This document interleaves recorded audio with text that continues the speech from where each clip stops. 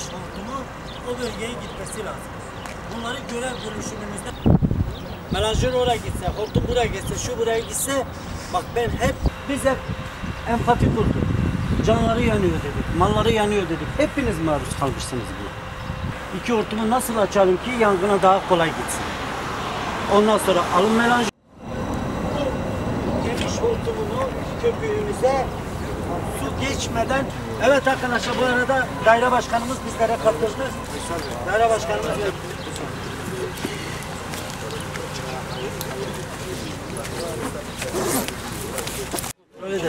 her numarada çizme var. Sayın Valimiz Münir Kararoğlu'nun talimatlarıyla Güneydoğu Anadolu Bölgesi Belediyeler Birliği ile Büyükşehir Belediyesi işbirliğinde gerçekleştirilen temel itfaiyecilik eğitim programının 3. grubu bugün başladı.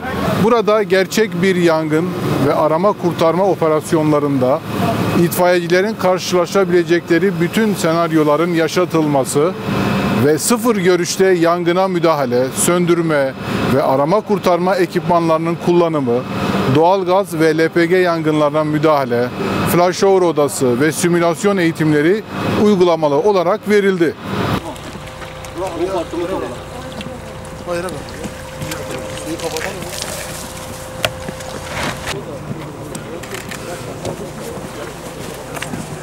Başla.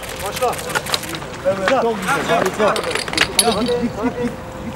Biz Şırnak'tan 3 personelimle beraber bu eğitime katılıyoruz. Eğitimde biz genellikle sıvı yangınlarına ve gaz yangınlarına, bir de kapalı alandaki yangınlara nasıl müdahale edilir, bu müdahale tarzları ile ilgili eğitimler veriyoruz. Personelimiz alıyor. Bu eğitimlerin devamını da istiyoruz. Belediye başkanımızdan, daire başkanlıklarımızdan da istiyoruz. Böyle güzel bir grupta, güzel eğitmenlerimizin nezaretinde bizi böyle değerli itfaiye mensuplarını buluşturan, özellikle Sayın Valimizden, Güneydoğu Belediyeler Birliği Başkanımızdan ve İtfaiye Daire Başkanlığımızdan en alt kademedeki arkadaşlara biz teşekkürü bir borç biliyoruz. Eğitimler önemli. Eğitimler sürekli itfaiyecilerin dinç, atak bir şekilde ayakta kalmasını, vatandaşlarımızın can ve mal güvenliğini korumak adına bu mesleği meslek edinen personellerimizin sürekli rutin bir şekilde alması gerekiyor.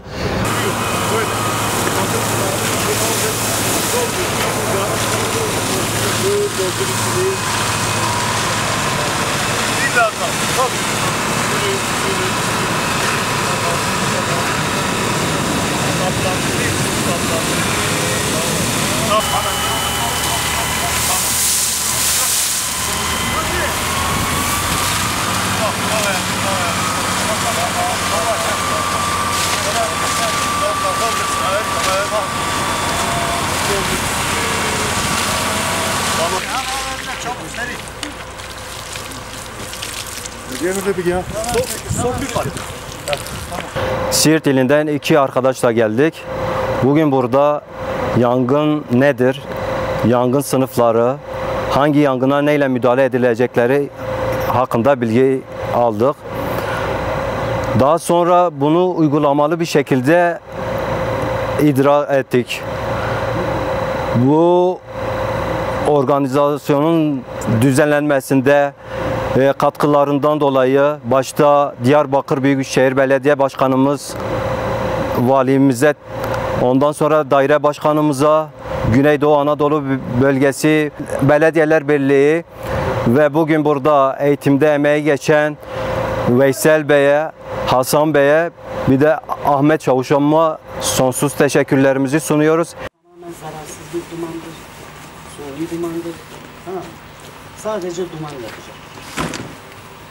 Burada giderken, yürürken, sırtınızdaki tüpü çıkaracaksınız. Yüz maskeyi çıkaramazsınız. Gerçek bir duman olsa etkilersiniz. Sırtınızdan tüpünüzü açın, kemerlerini açın. Önce tüpünüzü tamamen sırtınızdan çıkarmanız gerekiyor. Çünkü tüple beraber bazı engellerimiz var. geçemeyebilirsiniz. İşte o takılmalara, çıkarken takılmalara, aşağı inerkenki takılmalara dikkat edin. 2 kişi buraya eğitime katıldık. Buradaki eğitimlerden yangın söndürme eğitimi, yakıt yani onların eğitimi gördük. Çok fayda tabii ki her sene bu yapılacak bir şeydi. Her sene yapılması gereken bir şeydi. Maalesef işte yani 15 sene ve 20 senede ilk katılıyorum böyle bir eğitime. Ben 32 senede itfaiyeciyim. İlk böyle bir eğitime katıldık. Çok iyi geçti, başarılı geçti. Buradaki bize eğitim veren bütün arkadaşlara teşekkür etmek istiyorum. Her şey, çok şeyler öğrendik yani. Yangın söndürme nasıl söndüreceğini, az nasıl müdahale edeceğini çok şeyler öğrendik burada. Tabii ki kısa bir eğitimdi ama çok verimli, çok olumlu geçti.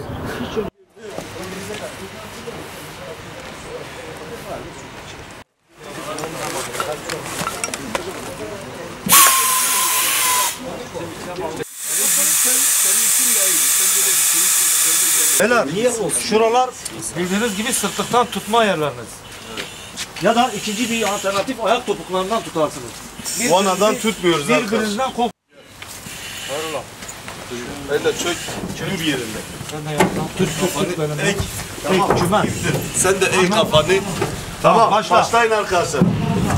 Evet. Bravo arkadaşlar.